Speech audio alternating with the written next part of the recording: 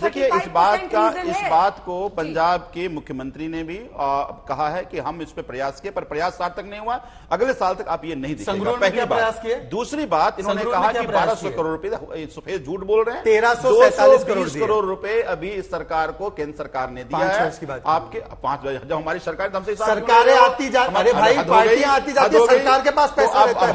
अब बताओ आप 1000 करोड़ वहां क्या उससे बात। अच्छा चलिए 1,20,000 पहली बात की नहीं। दूसरी बात 1,20,000 1,35,000 मशीन 1,20,000 मशीन ऑलरेडी जनता को दे दिया गया। तभी हमने 11,000 मशीन का, तभी हमने कहा कि वो भी हिसाब दे देंगे। हाँ, कहाँ है 11,000? वो भी अंजना जी, वो भी हिसाब एक मशीन की कीमत लगा के 11,000, ये मशीन में भी स्कैम है, वो भी सब ये शराब का भी स्कैम है, आज पोर्टल में भी स्कैम है, 20 लाख हेक्टेयर में क्रॉप बर्निंग कम हुई है। मैं ये कह रहा हूं कि बार बार हमने कहा कि मैं मानता हूं कि जो पंजाब के मेजर्स लिए गए वो सफिशिएंट नहीं है, उसको और लेने की जरूरत है। तो 7 महीने की सरकार से जो उम्मीदें आप रख रहे हैं 70 साल का उम्मीदें लेके पर हम करेंगे। तो हमने कहा है कि नेक्स्ट ईयर हम नेक्स्ट साल करके दिखा देंगे, अगले साल करके दिखा देंगे, अगले साल करके दिखा देंगे। ये यमुना अभी तक साफ कर रही है। यमुना का क्या था डेडलाइन? दूसरी बात यमुना पे भी आ जाएंगे, यमुना पे भी आ जाएंगे। पहले प्रदूषण की बात करते हैं। अरे भाई क्यों? राजनीतिक प्रदूषण अगर कम कर लो, अगर जब तक ये राजनीतिक प्रदूषण कम नहीं होगा तब तक ये एयर पोल्यूशन कम नहीं होने वाला। ये प्रदूषण इतना ज्यादा है कि एयर पोल्यूशन में बात ही नहीं करना चाह रही है। मैं बार बार इनको कह रहा हूं कि दिल्ली में 3 अलग अलग इंस्टीट्यूट है। पहला एमसीडी, दिल्ली सरकार और केंद्र सरकार। इन्होंने कहा कि स्वीपिंग मशीन आपने कितना लिया? अभी हमने इस जोन में 2 स्वीपिंग मशीन हमारा चल रहा है, सेंट्रल जोन में 1 चल रहा है, मैसेज आ गया, सेंट्रल जोन में 3 चल रहा है। हाँ, डेटा टोटल कितना है? डेटा आ गया। टोटल कितना बताइए? अभी आपके आम आदमी पार्टी के मॉनिटरिंग टीम को बोलिए टोटल डेटा बताइए ना वैक्यूम क्लीनर का। अरे भाई कौन है वो? विजय नायर देखते थे ना पहले मीडिया, अलग अलग जगह विजय नायर देखते थे, भेज दे। प्रॉब्लम यही है कि जब इनको डेटा फैक्ट की बात करो तो बहक के कहीं और चले जाएंगे, क्योंकि आपके अंदर राजनीतिक प्रदूषण इतना ज्यादा है कि आपको दिल्ली की पॉल्यूशन की चिंता आपको नहीं है। तो मेरा बार बार यही कहना है कि देखिए आज जब दिल्ली की जनता यहां देख रही है जो हालात हैं, हम मेजर्स क्या ले रहे हैं, एमसीडी में क्या कर लेंगे, केंद्र सरकार क्या करना चाहिए, पूछिए इनको। अच्छा, पंजाब में क्या करेंगे? आप जो ये वादा आज कर रहे हैं कि हम वहां पर प्रदूषण कम करेंगे, अभी 7 महीने 8 महीने की सरकार है, उससे आप उम्मीद मत रखिए। क्या आप किसानों को ये बताने की हिम्मत करेंगे कि आपकी पराली बनाना बंद कीजिए, या आप इसको बिल्कुल अभी एक जगह हमारे सभी विधायक सभी गांव में वहां के लोकल प्रतिनिधि साथ मिलकर के किसानों से मिलकर बात कर रहे हैं कि पराली नहीं जलाइए। अभी हमने इस बार भगवंत मान साहब ने बायो एक प्लांट लाया, लेकिन 47,000 एकड़ केवल था। अगली साल से बहुत सारे मशीन लाने पड़ेगी, उससे एनर्जी मिलेगी, किसान को फायदा भी मिलेगा। लेकिन मैं वही कह रहा हूं कि 7 महीना में मैं मानता हूं कि उस स्टेप के मेजर्स अभी नहीं लिए गए हैं। ये मेजर्स अगली बार तक हो जाएगा, ठीक करने की और जरूरत है। अगली बार तक हो जाएगा। हाँ बिल्कुल बिल्कुल। रिकॉर्ड करके रख लें आप जो कह रहे हैं। मैं नहीं, पंजाब के सीएम भगवंत मान साहब ने भी कहा है कि अगले साल तक जो आप वो कह रहे हैं अगले साल तक कर लेंगे, समस्या आपको नहीं दिखेगी। अगले साल तक कर लेंगे। ऐसा है अंजना जी, अब मेरी बारी है। अंजना जी ये तो नॉन स्टॉप नहीं चल सकता। अंजना जी मैं माफी चाहता हूं, हाथ जोड़कर कहता हूं, इनके वादों पर मैं भरोसा करने लगा ना तो मैं फिर वैसे ही हो जाऊंगा। जनता को भरोसा है भाई, जनता को भरोसा, वो तो देख रहे हैं, वो तो देख रहे हैं उत्तराखंड में कितना भरोसा किया, उत्तर प्रदेश में कितना भरोसा किया, डिपॉजिट जब्त करा दी, मनी हाँ छोड़ दी। अब संजीव झा जी मुझे बोले, अंजना जी क्या अब ये वायु प्रदूषण ध्वनि प्रदूषण भी करेंगे क्या? जनता को भरोसा है ध्वनि प्रदूषण ना करें। अब मैं अपना जवाब, एयर पोल्यूशन कम करना ऐसा है, सुनिए ना, आप करप्शन का पोल्यूशन पहले कम कीजिए। तिहाड़ में मसाज भी दे रहे हैं और करप्शन गुजरात में दिख रहा है। अब एक सेकंड, गुजरात में मोरबी में दिख रहा है कि मेरी वो बेचारी बहनें जो है बिहार से, वो बड़ी उम्मीद लगाए हुई थी पिछले वादे के हिसाब से कि देखिए इस बार की छठ तो यमुना जी के घाटों पे करेंगे।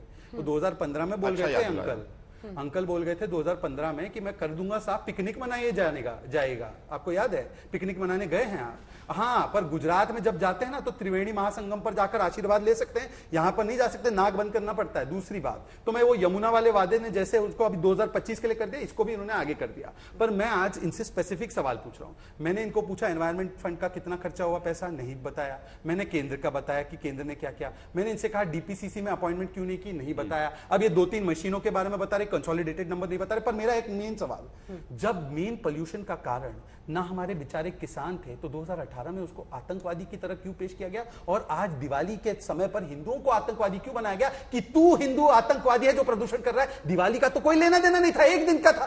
प्रदूषण में उसका क्या कॉस्ट था?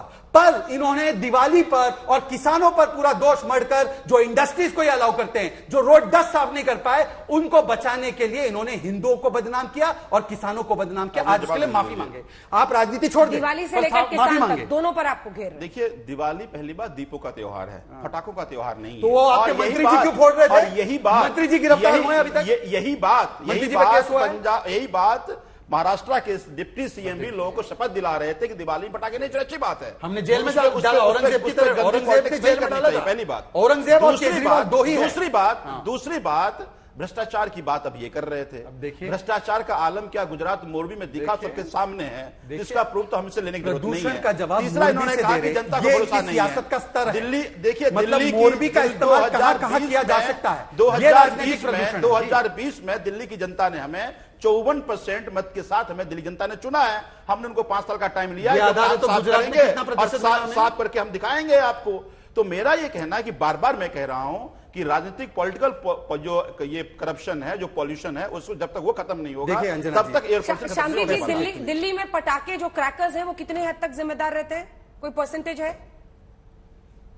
इसका तो अभी तक किसी ने एस्टिमेट नहीं किया है कि पटाखे कितना ज्यादा जिम्मेदार है, पर पटाखों से डेफिनेटली धुआं तो निकलता ही है और मेटल्स वगैरह भी निकलते हैं जो कि हार्मफुल होते हैं, और वो जाके एक्चुअली क्या होता है कि वो प्लांट्स वगैरह में डिपॉजिट हो जाते हैं, तो वो ब्रीदिंग के लिए बहुत ज्यादा हार्मफुल है। ठीक है, तो पटाखों से एमिशंस होता ही है। इसका एस्टिमेशन किया गया है।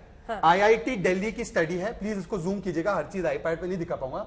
More than fire crackers biomass burning made air poor after Diwali, IIT Delhi. मेरा कहना ही है, हम सब कहते हैं कि चलिए ग्रीन क्रैकर से कीजिए या दिए से करिए, पर आपने दिवाली के लिए जो कदम उठाए कि हिंदुओं को जेल में डाल देंगे, ऐसे कदम इंडस्ट्रियल पोल्यूशन के लिए उठाए, ऐसे कदम कंस्ट्रक्शन में जो डस्ट हो रहा है उसके लिए उठाए। हिंदुओं पर क्यों आक्रमण किया गया ये बताइए। अगर 6 महीने जेल डाल सकते, 2 साल जेल डाल सकते, तो इंडस्ट्रीज को कितना डाला जेल में जो प्रदूषण पूरे साल करते, बताइए। भारतीय जनता पार्टी पर ही हारून यूसुफ साहब का भी सवाल था आपसे, फैक्ट्रियों पर ही भारतीय जनता पार्टी की संवेदना की बात मैं बता रहा हूं विरोधी हैं कि आज अभी भी भारतीय जनता पार्टी का ऑफिस में जाके मंत्री को चालान करना पड़ा, जो कि कंस्ट्रक्शन अभी भी चल रहा था। बहुत अच्छी। और ये मुझे पूछ रहे कंस्ट्रक्शन कैसे नहीं हो रहा, क्यों हो रहा है? संवेदना तो इनकी ये है। दूसरी बात, बीजेपी शाहजाद से मुझे सर्टिफिकेट नहीं लेना पड़ेगा कि मैं हिंदू विरोधी, हिंदू समर्थक हूं।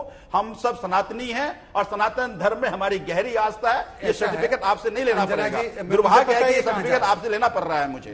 तीसरी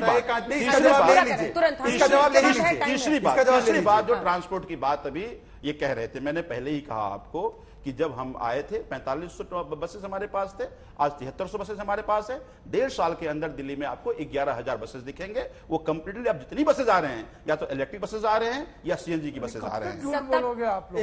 हारून साहब कह रहे हैं आप लोग कितना गुमराह करोगे?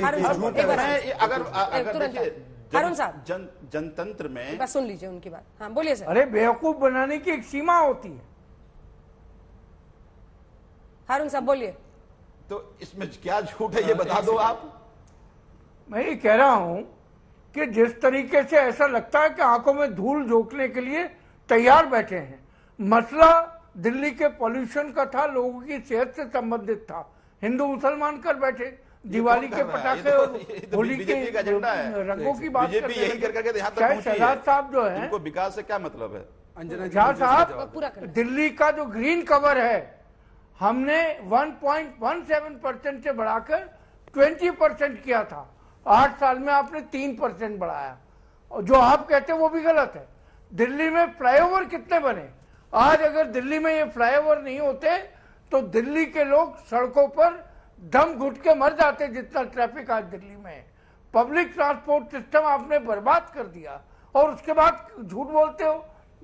वो फेफड़े कहाँ गए, गुलाबी और काले, जो आप लोगों को इमोशनल करने के लिए करते थे? पहुंच गई फ्लाईओवर पर। हमारा ट्रैफिक कंजेशन भी जिम्मेदार है ना, वेहिकुलर पोल्यूशन बहुत बड़ी वजह है। कहाँ बनाया आपने?